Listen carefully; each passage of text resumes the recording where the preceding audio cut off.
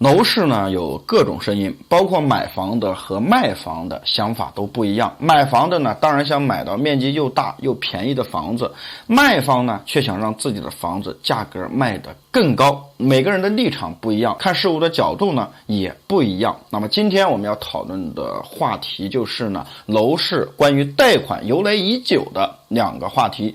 那么有人说呢，我们现在这个还贷压力比较大，那是不是可以把这个30年贷款的年限延长至40年呢？这样的话呢，我们这个还款的压力就会小很多。也有人说了，30年正好，我不想呢到70岁还在还贷款，那怎么办呢？看能不能以后买房子直接降低这个首付，这样的话呢，我们就能够早点上车，早点买到房子，压力是暂时的，忍一忍就过去了，未来是好的嘛。那今天呢，我们来讨论一下，到底是应该降低首付，还是应该延长贷款年限？如果大家有什么不同的意见，都可以在评论区进行留言互动。首先我们来说延长贷款年限这个事情。现在呢，我们不管是公积金贷款还是呢商业贷款，都是呢30年的年限基本上呢不会再往后延。那么很多人就说了，30年我的压力是非常大的，现在呢房价很贵，一套房子呢随随便便就100万200万，那在大城市更不用说了，可能呢就得上千万。我如果呢没有稳定的工作，我现在可能连贷款都还不起了，或者说呢我现在30年的贷款即使能还得起也是刚刚好，我家里面呢没有存款，剩不下来钱。那如果呢你把这个贷款时间给我延长10年，那这样的话呢，我每个月还的款项就少了，我就有喘息的机会，我还呢会有一点存款，这有利于家庭的发展。但是你有没有想过一个问题，为什么要规定还30年而不是40年？首先还30年，我们知道呢，以前我在视频当中给大家讲过，不管你是等额本息贷款还是等额本金贷款，利息都是非常高的。当前我们采用最普遍的这个还款方式呢，就是等额本息的还款方式，30年的还款期限还下来，还的利息和本金是一样多。那你可想而知，如果你再延长10年，那么你的利息是不是比本金更要多？我们呢有个账可以算，现在你贷款100万，30年后你的本金加利息是200万就差不多，利息也是100万。但如果你贷了40年，可能你这个利息呢就会变成110万，甚至是120万。所以延长了还款的期限并不是一个什么好事儿。那第二点呢，你还要知道，很少有人呢在20岁就买房子，即使在20岁能够买房子，也是父母全款帮着买的。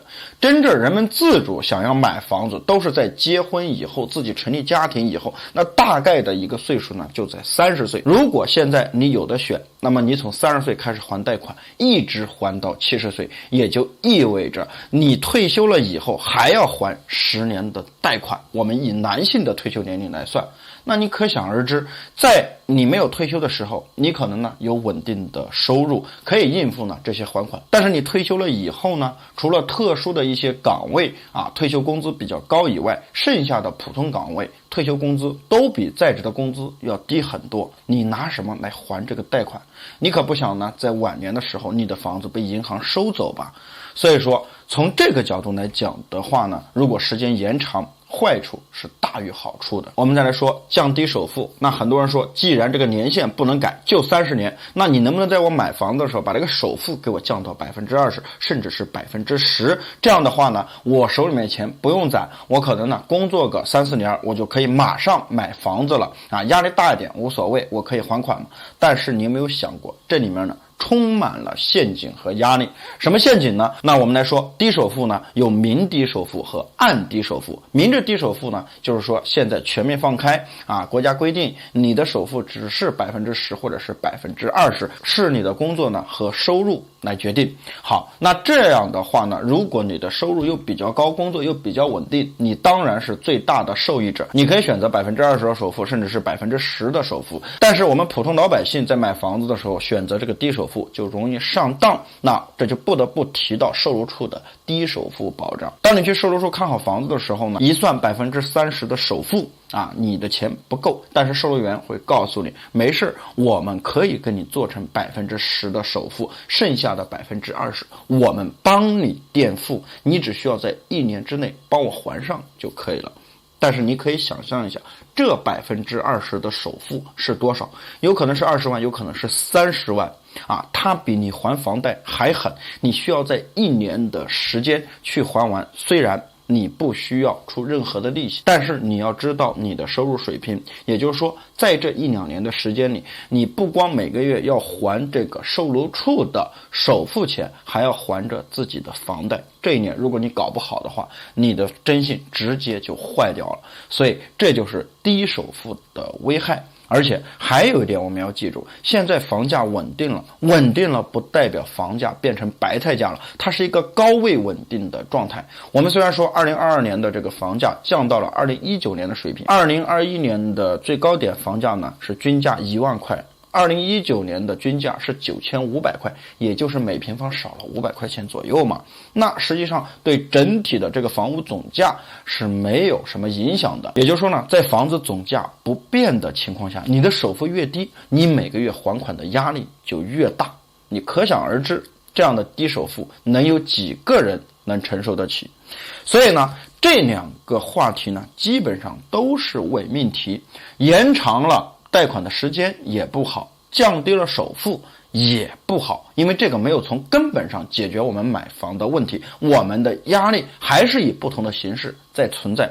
当前如果想要改变现状，我们应该呢有2个方面的降低。第一个方面，真正的降低房价。为什么在2016年之前，很多人在3、4线城市生活的风生水起，而且还有能力消费？就是因为很长一段时间3、4线城市的楼市这个房价稳定，没有人来炒作，而且大家对于买房子也不急不躁，有钱了我就买，没钱了我攒2年钱就可以买，房价的收入比是很低的。但是16年以后，3、4线城市跟着涨价了，现在变得有价无市，宁愿撑着都不卖低价，所以就是一个畸形的发展。那么1、2线城市更是如此，在1、2线城市的周边啊，就出现了很多炒房客的存在。那么好了，现在被打击了，如果呢再过几年房价真正做到了合理的降价，我相信大家是愿意拿钱来买房子的。第二个降低就是要降低利率。很多人说现在公积金3.25%的利率很低啊，包括现在连续降了好几次的利率，现在呢已经达到了4.25%的水平，已经很低了。但我想说的是，这个标准远远不足。我们可以看到呢，有很多外国的这个贷款利率呢是非常低的，低至多少呢？连1%都不到。我们倒没有必要呢搞那么低。但是如果利率是2%甚至是3%的话，我相信大家买房的热情也一下子上来了，这才是我们真正应该解决的问题。好了，今天的视频呢就讲到这里了，我们下期视频再见，拜拜。